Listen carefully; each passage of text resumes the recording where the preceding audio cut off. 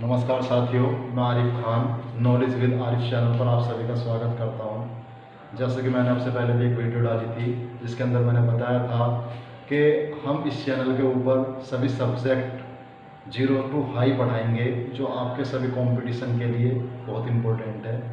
आज हम मैथ की शुरुआत करने जा रहे हैं, जिसके अंदर मैथ के अंदर हमारा जो पहला चैप्टर है वो आपका नंबर सिस्टम होगा। नंबर सिस्टम को हम बिल्कुल 0 से शुरू करने वाले हैं आज, जो कि लिए आपका बहुत इंपॉर्टेंट चैप्टर है। सबसे पहले जैसा कि आपको पता है, चैप्टर का नाम है नंबर सिस्टम, मतलब संख्या पद्धति। तो आपको पता होना चाहिए कि संख्या किस किस तरीके की हैं, कौन कौन सी संख्याएं होती। सबसे पहले हम बात करते हैं प्राकृतिक संख्याओं के बारे में। प्राकृतिक संख्या जिनको हम नेचुरल नंबर भी बोलते हैं।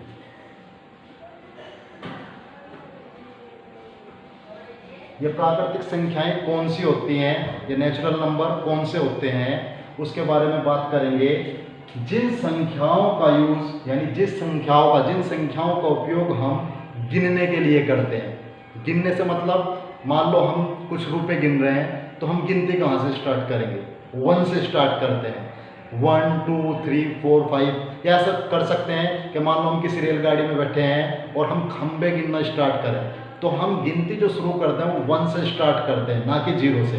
तो जो संख्याएं हमारे गिनने के लिए पर्पज से यूज होती हैं, जो गिनने के लिए यूज होती हैं, उन सभी संख्याओं को हम प्राकृतिक संख्याएं कहते हैं। जैसे 1 2 3 4, इस तरीके से आप अनंत तक लिख सकते हैं, इन्फिनिटी तक जा सकते हैं। 1 से लेके अनंत तक जितनी भी संख्याएं हैं वो हमारी सभी की सभी प्राकृतिक संख्याएं हैं। एक बार और रिपीट कर देता हूँ।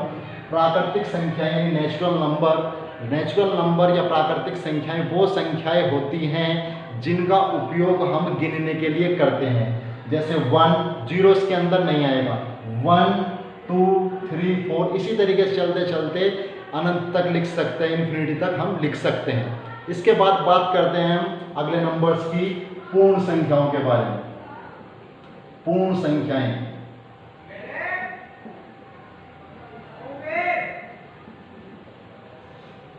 संख्याएं इसको बोलते हैं होल नंबर। पूर्ण संख्याएं कौन सी संख्याएं होती है? पूर्ण संख्याओं के अंदर जो प्राकृतिक संख्याएं होती हैं वो सभी की सभी संख्याएं होंगी और उनके साथ 0 भी इंक्लूड हो जाएगा। यानी कह सकते हैं 0 से लेकर 1 2 3 4, 0 से लेकर अनंत तक जितनी भी संख्याएं हैं वो सभी आपकी पूर्ण संख्याओं के अंदर आती हैं। जैसे 0 1 2 3 4, इस तरीके से सभी संख्याएं जो होंगी वो सभी संख्याएं आपकी पूर्ण संख्याएं के अंदर आएंगी। यानी प्राकृतिक संख्या और पूर्ण संख्या के बीच में डिफरेंस सिर्फ 0 का है। सभी प्राकृतिक संख्याएं जो हैं वो 1 से स्टार्ट होती हैं और जो आपकी पूर्ण संख्याएं हैं उसके अंदर 0 के बाद जितनी भी सारी की सारी संख्याएं हैं प्राकृतिक संख्याएं हैं। यानी कह सकते हैं जितनी भी पूर्ण संख्याएं हैं वो सभी प्राकृतिक संख्याएं हैं। यानी प्राकृतिक संख्याएं जो स्टार्ट होंगी वो 1 2 3 4 इस तरीके से चलेंगी, अनंत तक जाएंगी।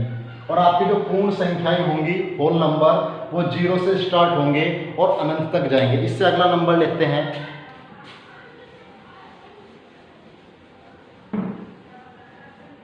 अगली संख्याएं हैं आपकी पूर्णांक, जिसको बोलते हैं इंटीजर। इंटीजर किसको बोलते हैं? यानी पूर्णांक जिसका अंक पूरा हो, यानी वो पॉइंट के अंदर ना हो या P/Q के रूट की ना हो, यानी जो नंबर्स पूरा होगा उसको बोलते हैं पूर्णांक। अब पूर्णांक भी 2 तरीके के होते हैं, एक धनात्मक पूर्णांक होता है, एक ऋणात्मक पूर्णांक होता है। पहले पूर्णांक की बात करते हैं, जैसे 1 2 3 4 5, ये सारे के सारे क्या हैं? ये पूर्णांक हैं। और अगर हम बात करते हैं पूर्णांक के 2 हिस्सों की, तो एक इसके अंदर धनात्मक होता है, धनात्मक पूर्णांक, और दूसरा आपका होता है ऋणात्मक पूर्णांक। यानी जितने भी पॉजिटिव नंबर्स होंगे वो धनात्मक पूर्णांक के अंडर आते हैं। जैसे आपका 1 हुआ, 2 हुआ, 3 हुआ, 4 हुआ, 5, यानी 1 2 3 4 5 और अनंत तक जा सकते हैं। सारे के सारे जो नंबर होंगे वो धनात्मक पूर्णांक कहलाते हैं। बात करते हैं ऋणात्मक पूर्णांक की। ऋणात्मक संख्याएं यानी ऋणात्मक पूर्णांक क्या कह सकते हैं? माइनस का 2 भी कह सकते हैं, माइनस का 3 भी बोल सकते हैं, माइनस का 4 भी बोल सकते हैं, माइनस का 5 भी बोल सकते हैं। ये आपके सारे के सारे ऋणात्मक पूर्णांक होते हैं। अब इसके बीच में एक आता है जीरो। जीरो ना तो धनात्मक पूर्णांक है ना वो ऋणात्मक पूर्णांक है, क्योंकि धनात्मक या ऋणात्मक के अंदर एक लैंग्वेज है, उसकी एक डेफिनेशन है कि धनात्मक पूर्णांक वो होते हैं जो जीरो से बड़े हो। अब जीरो जीरो से बड़ा नहीं है, जीरो जीरो के इक्वल है। या ऋणात्मक पूर्णांक वो होते हैं जो जीरो से छोटा हो। अब जीरो जीरो से छोटा नहीं है, जीरो जीरो के बराबर है। इस वजह से ना तो जीरो धनात्मक है और ना ही ऋणात्मक है। इस तरीके से आपको पूर्णांक क्लियर हो गया होगा कि पूर्णांक क्या होता है। पूर्णांक जो अंक पूरे होते हैं, जैसे 1 2 3 4 5 पॉइंट के अंदर ना हो या P/Q के रूप में ना हो, वो सारे के सारे आपके पूर्णांक होते हैं। और पूर्णांक को भी हम दो रूप में बांट सकते हैं, एक धनात्मक पूर्णांक आपका और एक आपका ऋणात्मक पूर्णांक। इनके भी एग्जांपल दे चुका हूं मैं, 1 2 3 4 इस तरीके से इन्फिनिटी तक जा सकते हैं, अनंत तक जा सकते हैं। ये आपके सारे के सारे धनात्मक पूर्णांक है। और ऋणात्मक पूर्णांक -2 -3 -4 -5 इस तरीके से माइनस में भी अनंत तक आप जा सकते हो। ये आपके ऋणात्मक पूर्णांक होते हैं। तो आपकी तीन चीज क्लियर हुई, आपका प्राकृतिक संख्याएं, आपकी पूर्ण संख्याएं और आपके पूर्णांक। अगले नंबर पे चलते हैं। अगला नंबर है अभाज्य संख्याएं। सॉरी, इससे पहले लेते हैं भाज्य संख्याएं।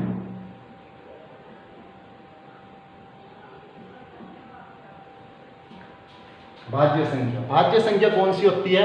वे संख्याएं जो किसी ना किसी नंबर से कट जाएं, उनको बोलते हैं भाज्य संख्या, एक के अलावा। भाज्य संख्याएं मान लो 2 है, 2 से कट जाएगा, सॉरी मान लो आपका 4 है, 4 जो है वो 2 से भी डिवाइड है, 1 से भी डिवाइड है, 4 से भी डिवाइड है, यानी ये डिविजिबल है, ये भाज्य संख्या है। इसके बाद बात करते हैं 6 की। 6 कट जाता है आपका, डिवाइड हो जाता है पूरा, 2 से भी डिवाइड हो जाएगा, 3 से भी डिवाइड हो जाएगा, 6 से भी डिवाइड हो जाएगा। यानी वो संख्या जो किसी ना किसी संख्या से, सिर्फ एक संख्या अपने आप से छोड़कर, यानी एक और अपने आप को छोड़कर, यानी किसी भी संख्या से डिवाइड हो जाए, पूरी डिवाइड हो जाए, उस संख्या को कहते हैं भाज्य संख्या। ऐसा कह सकते हैं जो 2 से डिवाइड हो जाए, उसको कहते हैं भाज्य संख्याएं। इसके बाद बात करते हैं अगली अभाज्य संख्या। ये बहुत इंपॉर्टेंट है, अभाज्य संख्या। अभाज्य संख्या कौन सी संख्या होती है? वे संख्या जो सिर्फ एक से कटे और अपने आप से कटे, उन संख्याओं को हम अभाज्य संख्याएं बोलते हैं। इसके अंदर कौन कौन सी हैं? सबसे छोटी अभाज्य संख्या।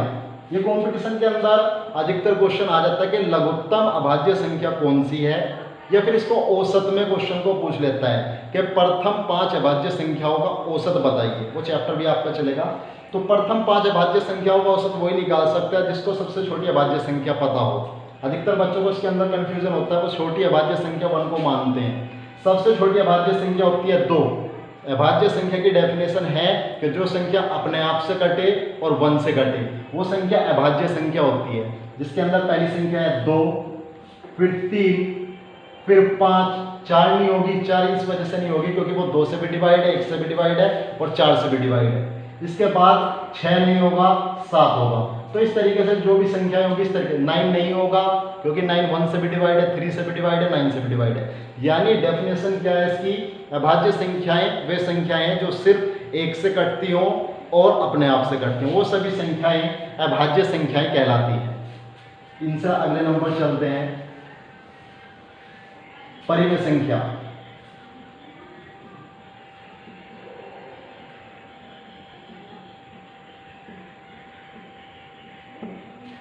परिमेय संख्या यानी रैशनल नंबर बोलते हैं इनको।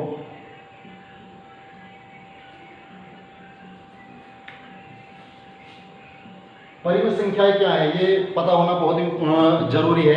यानी रैशनल नंबर, परिमेय संख्याएं क्या होती है? वो संख्याएं जो P/Q के रूप में लिखी जा सके। यानी जो संख्याएं P/Q के रूप में, यानी जिसके अंदर अंश भी हो और हर भी हो, यानी P/Q के रूप में, उसको भिन्न के रूप में लिखा जा सके, वो सभी संख्याएं क्या होंगी? परिमेय संख्याएं। जैसे, और इसके अंदर क्या होना चाहिए? Q is not equal to 0। Q जो है यानी उसका जो हर है वो 0 नहीं होना चाहिए, क्योंकि आपको भी पता है अगर किसी संख्या को 0 से डिवाइड करेंगे उसका जो आंसर होगा वो इन्फिनिटी होगा, अनंत होगा। तो Q इज जो आपका जो हर है वो 0 नहीं होना चाहिए। P/Q के रूप की संख्या हो, Q is not equal to 0, यानी आपका जो हर है वो 0 ना हो। जिस तरीके से 1 भी एक परिमेय संख्या है। किस तरीके से है? अभी आपको कहोगे P/Q की संख्या तो है नहीं, लेकिन हम इसको P/Q में बना सकते हैं। 1/1 ये P/Q के रूप में बन गई है संख्या, क्योंकि जब हम इसको 1 से डिवाइड करोगे तो 1 ही इसका आंसर आएगा, इस पर कोई इफेक्ट नहीं पड़ने वाला। तो ये भी P/Q की रूप की संख्या यानी परिमेय संख्या है। या 22/7, 22/7 जो है परिमेय संख्या है, क्योंकि इसके अंदर P भी है और इसके अंदर Q भी है, और ये इस कंडीशन को भी सेटिस्फाई कर रहा है कि Q is not equal to 0, यानी 22/7 एक परिमेय संख्या है। इसके बाद और देखते हैं 2/3, 2/3 भी एक परिमेय संख्या है। अब इसके अंदर बहुत से बच्चों को कंफ्यूजन होता है कि 22/7 तो पाई का मान होता है, ये परिमेय संख्या होती है और ये एक अपरिमेय संख्या। पाई की वैल्यू परिमेय संख्या है, पाई जो है वो अपरिमेय संख्या, इसको अपरिमेय संख्या के अंदर बताएंगे हम। तो 22/7 जो है वो आपका परिमेय है, लेकिन पाई जो है वो अपरिमेय है। इसी तरीके से और भी नंबर आप लिख सकते हो, 5/7, जो आप चाहो, 9/11, ये सभी संख्याएं जो हैं वो सारी की सारी आपकी परिमेय संख्याएं हैं, वो आपकी सारी की सारी परिमेय संख्याएं हैं। अब बात करते हैं अपरिमेय संख्याओं के बारे में। अपरिमेय संख्याएं कौन सी होती हैं? अब इससे पहले जो हमने बताई है परिमेय संख्या यानी P/Q के रूप की हो, जिसके अंदर Q is not equal to 0, मतलब जो आपका हर है वो 0 नहीं होना चाहिए, क्योंकि अगर 0 हो जाएगा, आपको पता है कि 0 से अगर किसी संख्या को हम डिवाइड करेंगे तो उसका जो आंसर होता है वो अनंत आता है। तो अपरिमेय संख्याएं वो होती हैं जो P/Q के रूप में ना लिखी जा सके। जैसे आपका पाई को पाई P/Q के रूप में नहीं लिख सकते। पाई का मान जो 22/7 है वो आपका परिमेय संख्या है, लेकिन पाई जो है वो अपरिमेय संख्या है। अब कुछ संख्याएं जो रूट के अंदर होती हैं, जिसका परफेक्ट रूट बाहर नहीं आ सकता, यानी जिसका परफेक्ट स्क्वायर रूट नहीं होता, जैसे √2 2 को रूट से बाहर नहीं निकाल सकते हम, तो एक किस तरीके की संख्या है? ये अपरिमेय संख्याएं हैं। दूसरा √3 को भी हम रूट से बाहर नहीं निकाल सकते, तो √3 को जब बाहर निकाल लेंगे तो उसको क्या बोलते हैं? यानी √3 को अगर बाहर नहीं निकल पा रहा है ये रूट से, तो ये कौन सी संख्या? अपरिमेय संख्या। अगर मान लो हम √4 लेते हैं, √4 को हम इससे बाहर निकाल सकते हैं, 2 × 2, जो 2 का पेयर होगा इसको हम बाहर निकाल सकते हैं, यानी 4 का जो रूट होगा वो 2 होगा। अब 2 अपरिमेय संख्याएं नहीं है, क्यों? 2 को हम डिवाइड 2/1 लिख सकते हैं, और अभी बताया था कि जो P/Q के रूप की हो और Q is not equal to 0, Q 0 ना हो, तो वो सभी संख्याएं परिमेय संख्याएं होती हैं। तो 4 को रूट से बाहर निकाल के हमने 2 किया है, तो 2 के बटे में हम 1 लिख सकते हैं, क्योंकि 1 से डिवाइड करेंगे कोई इफेक्ट नहीं पड़ने वाला। तो P/Q के रूप की संख्या हो चुकी है, तो ये संख्या जो है ये अपरिमेय संख्या नहीं है, ये संख्या परिमेय संख्या है। इस वजह से आपका एग्जांपल दिया √4 का। √5 को हम नहीं निकाल सकते, ये अपरिमेय संख्या है, यानी रूट के अंदर जो संख्या बाहर नहीं निकल सकती वो सारी की सारी अपरिमेय संख्याएं हैं। तो एक एग्जांपल और लेते हैं, √9। अब ये किस तरीके से बाहर निकालते हैं उसके बारे में भी हम आपका एक वर्गमूल तथा घनमूल चैप्टर उसके अंदर बात करेंगे, थोड़ा सा फिर भी मैं आपको बता दूंगा। √9 का जो होगा इसको हम बाहर निकाल सकते हैं फैक्टर करके, 3 × 3, और इसका एक ही पेयर बाहर आ जाएगा, 3 आ जाएगा, यानी √9 का जो बाहर आपको रूट बाहर निकल के जो आएगा वो 3 होगा। अब 3 के अपोन में 1 लिख सकते हैं हम, P/Q की कंडीशन को सेटिस्फाई कर रहा है, P/Q के रूप में है, यानी अंश और हर के रूप में है, और Q 0 के बराबर भी नहीं है, यानी जो इसका हर है वो 0 के बराबर नहीं है। तो ये कौन सी संख्या है, ये परिमेय संख्या है। तो आपको पता लग गया कौन सी परिमेय संख्या है और कौन सी अपरिमेय संख्या है। तो परिमेय संख्याओं के बारे में बता दिया आपको, अपरिमेय संख्याओं के बारे में भी बता दिया। अब बात करते हैं वास्तविक संख्याओं के बारे में। रियल नंबर, वास्तविक संख्याएं।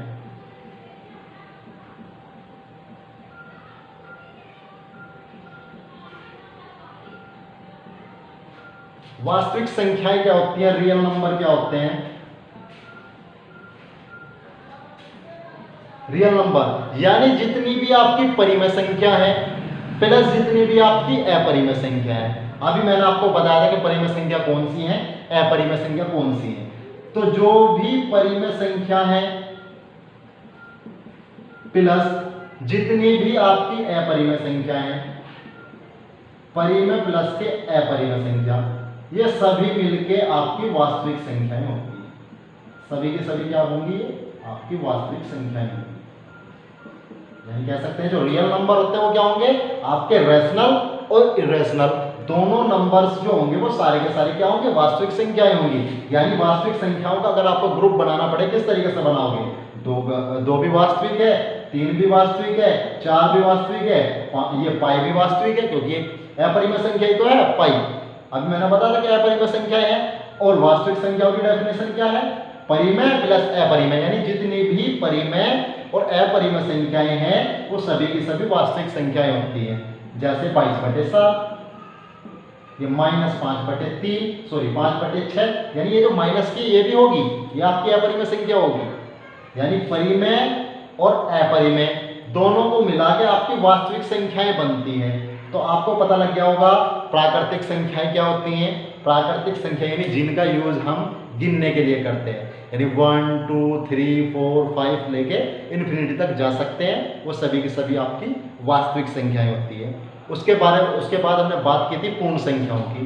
पूर्ण संख्याएं कौन सी होती हैं, यानी पूर्ण संख्याएं 0 से लेकर अनंत तक चले जाइए आप, 0 1 2 3 4 5 इस तरीके से अनंत तक जितनी आप लिख सकते हो वो सारी की सारी आपकी पूर्ण संख्याएं होती हैं। वास्तविक संख्याएं समझ में आया, पूर्ण संख्याएं आपके समझ में आया। पूर्णांक के बारे में मैंने बात की थी।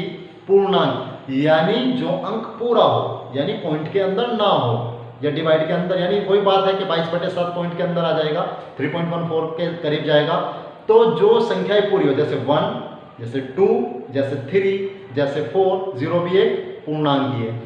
तो अब पूर्णांक भी दो तरीके के होते हैं, एक धनात्मक एक ऋणात्मक। अभी बात की थी हमने, धनात्मक कौन से होते हैं, जो 0 से बड़े होते हैं, यानी 1 2 3 4 5 ये क्या है, सारे धनात्मक पूर्णांक है। 0 से छोटे वो कौन से हैं, वो ऋणात्मक पूर्णांक है, जैसे -1 -2 -3 -4। अब बात 0 की आती है, 0 धनात्मक पूर्णांक है या ऋणात्मक पूर्णांक है। एक बात बताइए आप, अगर आपकी उम्र 25 साल है और मैं पूछूं कि आप 25 से छोटे हो या बड़े, तो आप 25 ही बताओगे ना, क्योंकि 25 ना तो अपने आप में छोटा है ना बड़ा है। इसी तरीके से 0 है, 0 है, जो 0 है वो ना तो 0 से छोटा है ना 0 से बड़ा है। इस वजह से ना तो 0 को धनात्मक में रखते ना उसको ऋणात्मक में रखते, वो एक पूर्णांक है। आगे बात करी थी हमने परिमेय संख्याओं की और अपरिमेय संख्याओं की। परिमेय संख्याएं कौन सी होती है, जो P/Q के रूप में लिख सकते हैं, और Q is not equal to 0, यानी हर 0 नहीं होना चाहिए। हर 0 हो गया तो आपको पता है उसका आंसर अनंत होगा। लेकिन हाँ, एक चीज और बता देता हूं मैं आपको, P/Q की फॉर्म मैंने अभी आपको बताई, Q is not equal to 0, ठीक है, Q is not equal to 0, ये कंडीशन सेटिस्फाई कर सकता है, ये होनी चाहिए परिमेय संख्या के लिए। लेकिन P is not equal to 0 ये जरूरी नहीं है, P 0 भी हो सकता है, 1 भी, 0/1 अगर आ गया ये भी आपकी परिमेय संख्या है। 0/1 जो है वो भी आपकी परिमेय संख्या है, क्योंकि condition Q is not equal to 0 की है, ना कि P is not equal to 0। यानी Q 0 के बराबर नहीं होना चाहिए, P 0 के बराबर हो सकता है, P 0 के बराबर हो सकता है। अगर 0 है तो उसको हम परिमेय संख्या के अंडर ला सकते हैं, क्योंकि 0/1 वो आपकी परिमेय संख्या हो जाएगी। अपरिमेय संख्याओं के बारे में मैंने आपको अभी बताया है। फिर संख्या आ जाती है आपकी वास्तविक संख्याएं। वास्तविक संख्याएं यानी परिमेय संख्याओं का ग्रुप और अपरिमेय संख्याओं का ग्रुप, दोनों ग्रुप को एक साथ मिला दो, सारी की सारी आपकी वास्तविक संख्याएं होंगी। इसके बाद बात करते हैं हम सहभाज्य संख्याएं, को प्राइम नंबर।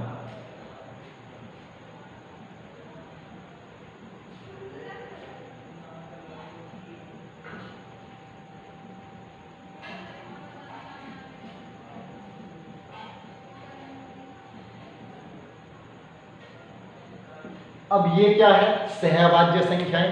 अभी हमने अभाज्य संख्याएं पढ़ी थी, ये है सहभाज्य संख्याएं, को प्राइम नंबर। ये सहभाज्य संख्याएं क्या होती है, यानी संख्याओं का ऐसा ग्रुप, संख्याओं का ऐसा समूह, जैसे एक संख्या है 2, एक संख्या है 5।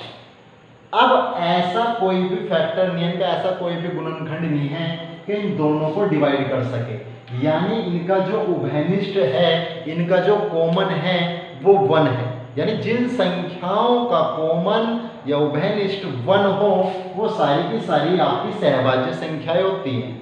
जैसे 3 और 7 कौन सी होगी, सहभाज्य संख्याएं। 1 और 5 कौन सी होंगी, सहभाज्य संख्याएं। 3 और 6 ये नहीं हो सकती। क्यों नहीं हो सकती, क्योंकि इनका जो कॉमन है वो 3 है। 3 से ये भी डिवाइड होगा, ये भी डिवाइड होगा। यानी सीधी सी बात ये है कि सहभाज्य संख्याएं वो संख्याएं होती हैं जिनका उभयनिष्ठ 1 हो, इसके अलावा कुछ ना हो। तो 3 और 6 के अंदर जो कॉमन आ रहा है वो 3 आ रहा है, यानी 3 से 3 भी डिवाइड हो जाएगा, 6 भी डिवाइड हो जाएगा। अब इन दोनों के डिवाइड हो जाने से ये संख्या सहभाज्य संख्याएं नहीं रही। तो उम्मीद है कि आपको सहभाज्य संख्याएं भी क्लियर होगी। तो ये आपकी सहभाज्य संख्याएं थी, को प्राइम नंबर, यानी जिनका उभयनिष्ठ, जिनका कॉमन आपका 1 हो, जिन संख्याओं का, वो आपकी सहभाज्य संख्याएं यानी को प्राइम नंबर होते हैं। तो ये आपके सारे अलग अलग टाइप हैं नंबर्स के, प्राकृतिक संख्याएं, पूर्ण संख्याएं, पूर्णांक, इस तरीके के सारे टाइप हैं। बात अगले नंबर्स की करते हैं। इसका आपको पक्का पता होगा, सम संख्या। नहीं पता तो फिर भी बता देता हूं मैं, सम संख्याएं यानी इसको बोलते हैं इवन नंबर। इसकी सिंपल सी लैंग्वेज है, यानी जो संख्याएं 2 से पूरी कटती हैं उन सभी संख्याओं को सम संख्याएं कहते हैं।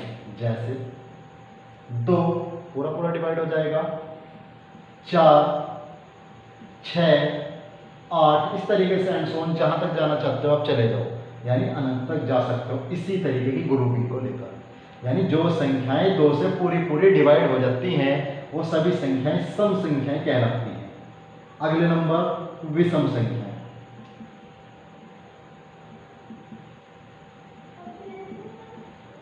विषम संख्या इनको बोलते हैं ओड नंबर।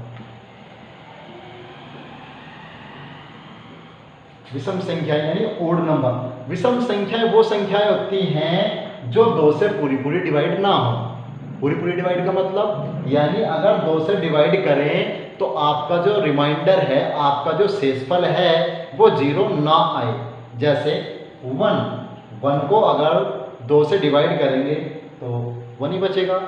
इसके बाद 3 को अगर 2 से डिवाइड करते हैं तो 2 एकम 2, रिमाइंडर बचेगा 1, यानी पूरा नहीं डिवाइड हो रहा है, शेषफल बच रहा है। तो इसी तरीके से आगे 5, 7, 9, 11। अब इस चीज का ध्यान रखना, विषम संख्याएं हैं ना कि अभाज्य संख्याएं, क्योंकि अभाज्य संख्याओं में हमारा 9 नहीं आता, क्योंकि 9 1 से भी डिवाइड होता है, 3 से भी डिवाइड होता है, 9 से भी डिवाइड होता है। बल्कि अभाज्य संख्या की डेफिनेशन क्या है, जो संख्या 1 से और अपने आप से डिवाइड हो वो संख्या अभाज्य संख्या होती है। अभाज्य संख्याओं की बात नहीं कर रहे, बात कर रहे हैं हम विषम संख्याओं की, 1, 3, 5, 7, 9, 11। यानी इस तरीके से आपकी ये संख्याएं होंगी, सम संख्याएं और विषम संख्याएं। आगे चलते हैं। अभी आपकी जो सारी की सारी संख्याएं थी वो कंप्लीट होगी, यानी अब आपको संख्याओं का पता लगा कि प्राकृतिक संख्याएं क्या होती हैं और आपकी पूर्ण संख्याएं क्या होती हैं, क्योंकि इनके ऊपर क्वेश्चन बनते हैं। अगर आपसे कह दी कि प्रथम 100 प्राकृतिक संख्याओं का औसत क्या होगा और प्रथम 100 पूर्ण संख्याओं का औसत क्या होगा। तो ये दो क्वेश्चन अलग अलग क्वेश्चन हो जाते हैं। प्राकृतिक संख्या 1 से स्टार्ट होगी तो औसत अलग होगा। अगर जो आपकी पूर्ण संख्याएं होंगी वो 0 से स्टार्ट होगा, योगफल तो वही होगा लेकिन औसत चेंज हो जाएगा। इसी तरीके से तो इस वजह से संख्याओं का पता होना जरूरी है कि प्राकृतिक संख्याएं क्या हैं, पूर्ण संख्याएं क्या हैं, पूर्णांक क्या है, धनात्मक पूर्णांक क्या है, ऋणात्मक पूर्णांक क्या है। इस तरीके से मैंने आपको सभी संख्याओं के बारे में बता दिया। अब हम अपना चैप्टर शुरू करते हैं, संख्या पद्धति नंबर सिस्टम क्या है। उसके अंदर सबसे पहला जो जीरो क्वेश्चन है, सबसे पहला क्वेश्चन जो होगा वो आपका स्थानीय मान और जातीय मान के ऊपर बनता है।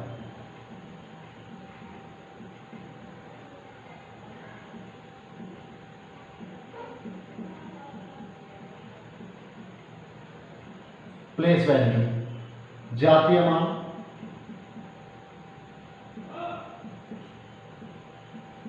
Face value.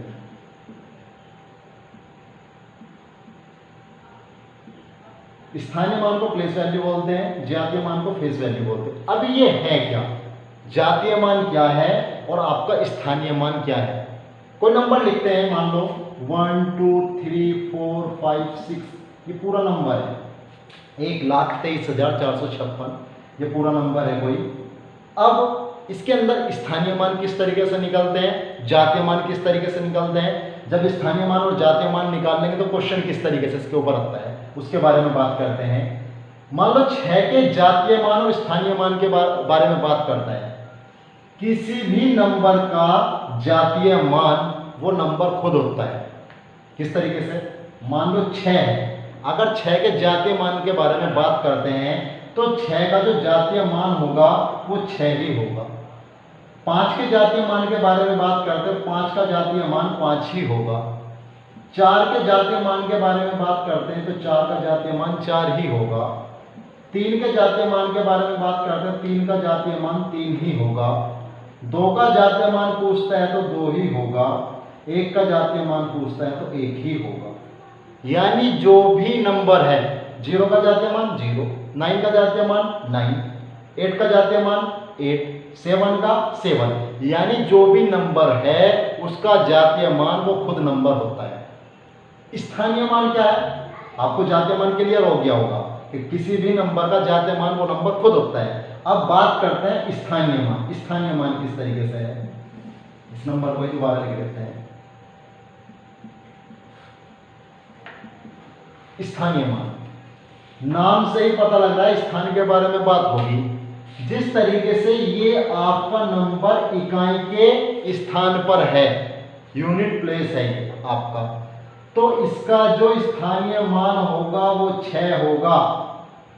इसके बाद अगर 5 के बारे में बात करता है, क्योंकि ये दहाई के स्थान पर है और दहाई के अंदर 2 अंक होते हैं, इसी तरीके से जो 5 का स्थानीय मान होगा वो 50 हो जाएगा। यानी 5 के बाद कितना अंक है, 1 अंक है, तो उतनी ही 0 लगा देंगे, तो 5 का स्थानीय मान आपका हो गया 50। 4 की बात करते हैं, 4 का स्थानीय मान 4, क्योंकि ये सैकड़े के स्थान पर 100 के स्थान पर है। इसके बाद 2 अंक है तो 2 0 लगा देंगे, तो 4 का जो स्थानीय मान पूछे ना तो कितना हो जाएगा, 400 हो जाएगा। बात करते हैं 3 की। 3 का स्थानीय मान क्या होगा भाई, 3 का स्थानीय मान, क्योंकि ये थाउजेंड्स के स्थान पर है तो इसके पीछे 3 0 लग जाएंगे, 1 2 3, तो 3 का ये स्थानीय मान है। बात करते हैं 2 के स्थानीय मान की, 2 पीछे कितने अंक है, 4, तो 4 0 लगा देंगे। इस तरीके से हम हर एक नंबर का स्थानीय मान निकाल सकते हैं और जातीय मान भी निकाल सकते हैं। अब इसके अंदर क्वेश्चन किस तरीके से आएंगे, किस तरीके से स्थानीय मान और जातीय मान पर क्वेश्चन बन सकता है, उसके बारे में बात करते हैं।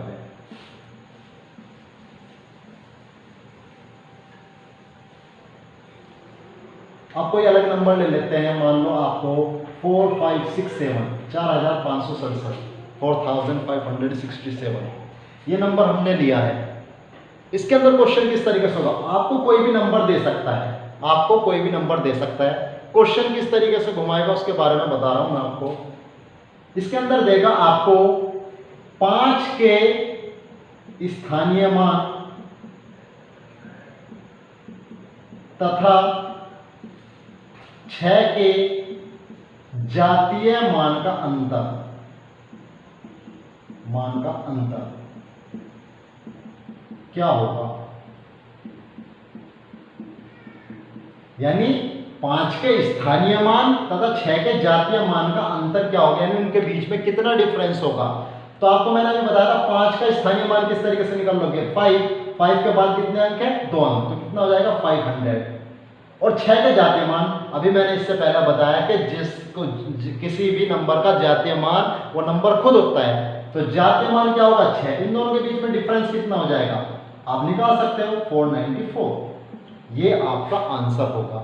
अब इसके अंदर आपको जरूरी नहीं है कि अंतर पूछेगा, योगफल पूछ सकता है, आपको इसका भागफल पूछ सकता है, आपको इसका गुणनफल पूछ सकता है। अब वो किसी भी तरीके से क्वेश्चन को चेंज कर सकता है, वो उसकी मर्जी है एग्जामिनर की क्या क्वेश्चन रखना चाहता है। एक दो क्वेश्चन और देख लेते हैं इसके ऊपर। 3275, अब इस चीज का ध्यान रखना, वो एक ही नंबर के अंदर यानी एक ही संख्या के अंदर 2 डिजिट एक जैसे यूज नहीं करने का, मतलब किस तरीके से, ऐसा नहीं करने का 3272 अगर करेगा तो 2 के बारे में बात नहीं करने का कि 2 के जातीय मान या 2 के स्थानीय मान के बारे में, इस तरीके से बात नहीं करेगा, फिर इनके बारे में बात, क्योंकि कंसिडर नहीं है कि 2 हमें कौन सा ले रखा है, कि हमें कौन सा 2 लेना है, तो वो इस तरीके से यूज नहीं करेगा एग्जामिनर, वो इस तरीके से देगा, यानी सब नंबर्स अलग अलग होंगे। 3275 इसके अंदर कह सकता है 2 के स्थानीय मान, 2 के स्थानीय मान व 5 के जातीय मान का गुणनफल, जातीय मान का गुणनफल, 2 के स्थानीय मान तथा 5 के जातीय मान का गुणनफल क्या होगा। तो 2 का स्थानीय मान कितना है 200, अभी बताया था मैंने, इसके बाद 2 संख्या तो 2 जीरो लगा लेंगे, 200 हो गया, गुना 5 का जातीय मान, 5 का जातीय मान 5 होगा, तो 5 2 10 यानी 10, ये कितना हो जाएगा 1000, यानी इसका आंसर क्या होगा 1000। स्थानीय मान और जातीय मान पर इससे हार्ड क्वेश्चन नहीं बनेगा आपका, इस तरीके से भी पूछ सकता है, संख्या चाहे कितनी भी बड़ी लिख दे, स्थानीय मान और जातीय मान अगर आप पे निकालने आते हैं वो आप क्वेश्चन कर सकते हो। अब चाहे वो गुणनफल पूछे, चाहे वो आपसे योगफल पूछे, चाहे आपसे अंतर पूछे, आप कुछ भी निकाल सकते हो। अगर आप पे जातीय मान और स्थानीय मान निकालने आते हैं तो आप सब कुछ निकाल सकते हो, और स्थानीय मान और जातीय मान मैंने आपको सिखा दिए हैं, उम्मीद है कि आपको समझ में आ गए होंगे। तो ये आपका स्थानीय मान और जातीय मान के बारे में क्वेश्चन थे, इस तरीके से क्वेश्चन स्थानीय मान और जातीय मान के आते हैं। इसके बाद बात करते हैं आपका अगला टॉपिक, अगला टॉपिक है आपका इकाई अंक। यहां से क्वेश्चन बनता है इकाई अंक से, क्वेश्चन वहां से भी बन सकता है, लेकिन इकाई अंक से क्वेश्चन आ जाता है। इकाई अंक क्या है, यूनिट प्लेस, इसको बहुत अच्छी तरीके से समझना, क्योंकि यहां से क्वेश्चन आ जाता है, एसएससी पूछ लेते हैं यहां से क्वेश्चन। सीएचएसएल में उसने काफी क्वेश्चन आए थे, पिछली बार जो सीएचएसएल हुआ था उसके अंदर यूनिट प्लेस से क्वेश्चन आए थे। तो इकाई अंक क्या है, किस तरीके से निकालना है, होता क्या है, उसके बारे में बात करते हैं। मान लो कोई संख्या है 59,223 लिख सकते, कुछ भी संख्या लिख लो, कोई दिक्कत नहीं है, 59,223 संख्या है। अगर इसके अंदर आपसे पूछता हूं मैं कि इकाई अंक क्या है, आप नंबर से किस तरीके से करते हो, 1 10 100 1000 10,000, या इकाई, दहाई, सैकड़ा, हजार, 10,000, इस तरीके से।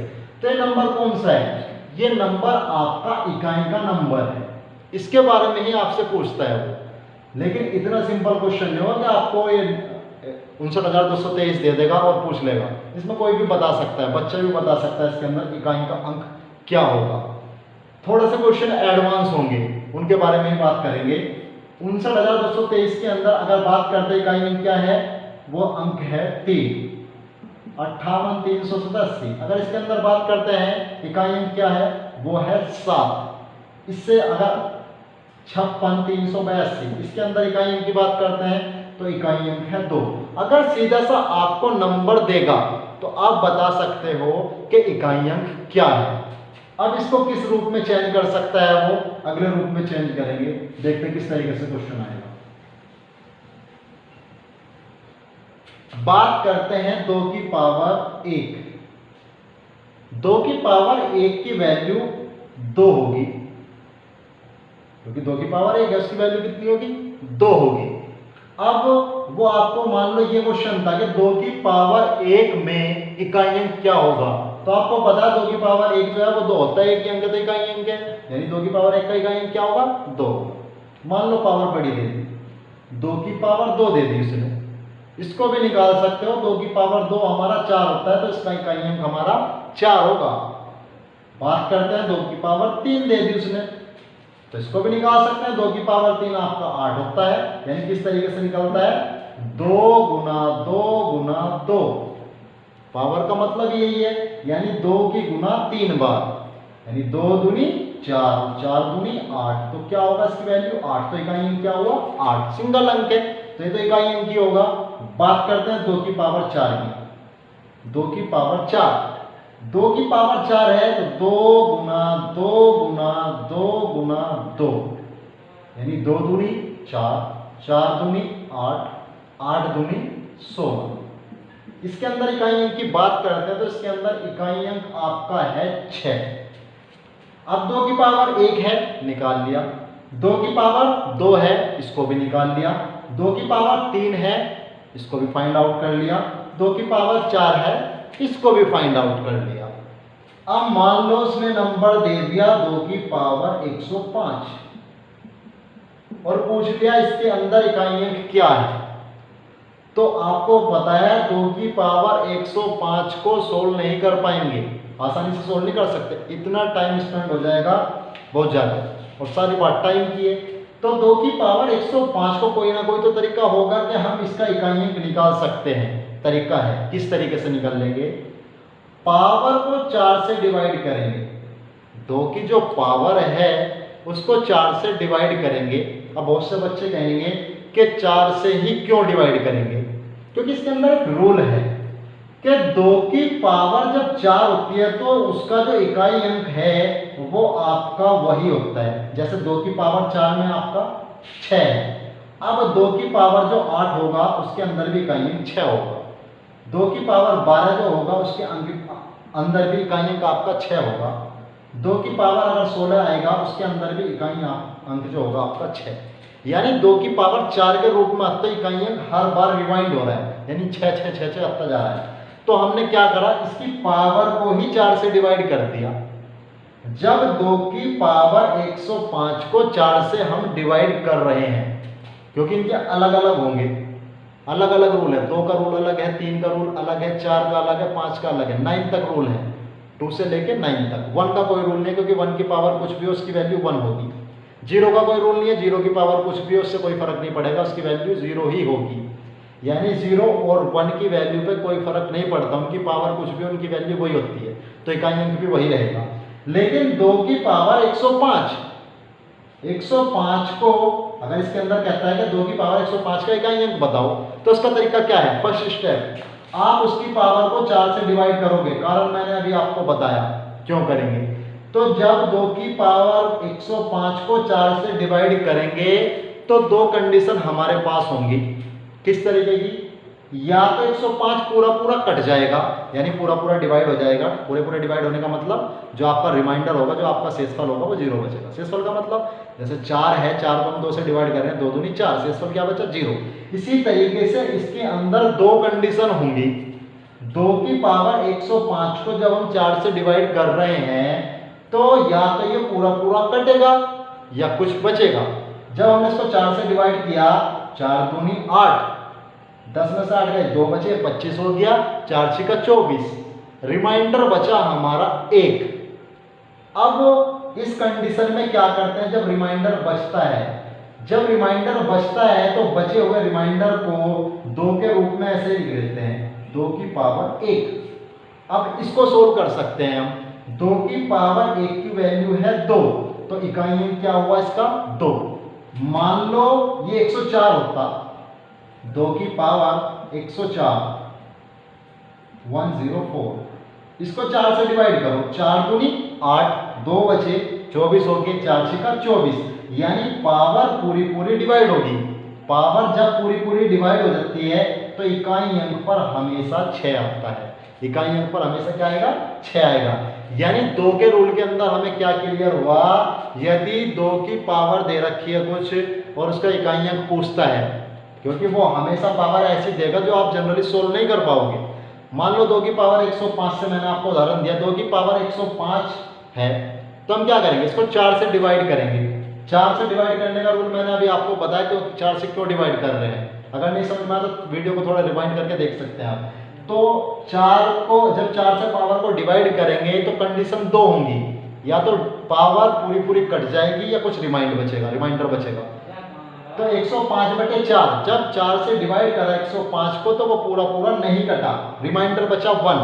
जब रिमाइंडर बचता है उसको ऐसे का ऐसे ही लिख लेते हैं पावर के रूप में, जैसे हमने यहाँ लिखा 2 की पावर 1। अब सीधी सी बात है कि रिमाइंडर या तो 1 बच सकता है, या 2 बच सकता है, या 3 बच सकता है। 4 रिमाइंडर नहीं बच सकता। क्यों? 4 जब रिपीट होगा वो उससे डिवाइड हो जाएगा पूरा पूरा। तो रिमाइंडर 1 बच सकता है, 2 बच सकता है, 3 बच सकता है। उनको आप जनरली सोल्व कर सकते हो। 2 की पावर 1 2, तो इकाई अंक इसके अंदर कितना आया, 2 आया। 2 की पावर 104, 4 से डिवाइड करा, 4 दूनी 8, 2 बचे 24 हुआ, 4 छिका 24, पूरा पूरा कट गया, कोई रिमाइंडर यानी कोई शेषफल नहीं बच रहा है। जब कोई शेषफल नहीं बचता तो 2 की पावर में इकाई अंक 6 बनता है। ये आपका 2 का रूल है, नोट कर सकते हो। बात करते हैं अब 2 के और एग्जाम्पल के बारे में। इसको रफ कर रहा हूं, आप स्क्रीनशॉट भी ले सकते हैं।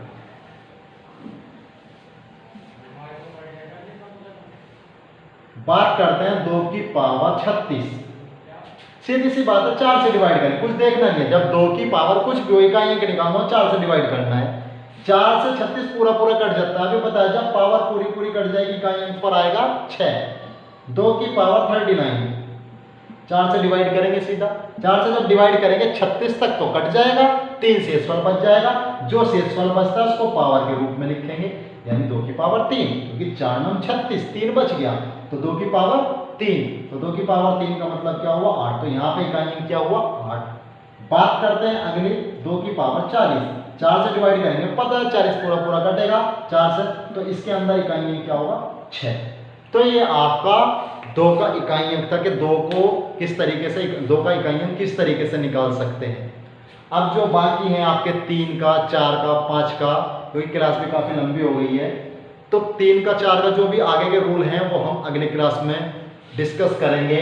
तो जितना भी मैंने पढ़ाया है उसको अच्छी तरीके से आप रिवीजन करना है आपको, और इसी तरीके से कंटिन्यू क्लास चलती रहेंगी इसी चैनल पर। और हमारे चैनल को सब्सक्राइब करें और शेयर करें, जिससे और बच्चों को भी फायदा हो, क्योंकि ये जो बैच है बिल्कुल 0 से चल रहा है। इसके अंदर जो बच्चे आपके जो कमज़ोर बच्चे हैं, कंपटीशन की तैयारी करना चाहते हैं, उनके भी वो भी एक एक चीज़ को क्लियर कर सकते हैं।